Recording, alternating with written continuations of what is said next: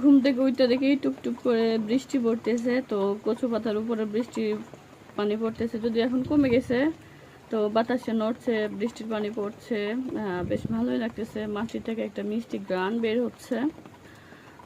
আমি ঘুম থেকে উঠছি, কণ্ঠটা একটু ভিন্ন রকম লাগতেই পারে, বাট দেখেন কিউট লাগছে না এনভায়রনমেন্টটা।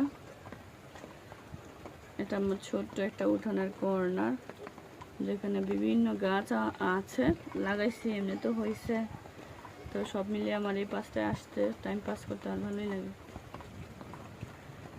আমার মনে হয় সবারই এরকম একটা কর্নার থাকা উচিত, যেখানে মনের মতো গাছ থাকবে, বাট আমি তো ওরকমভাবে টাইম দেই না, সেজন্য ন্যাচারালভাবে যা হয়েছে তাই, তাতে আমি হ্যাপি।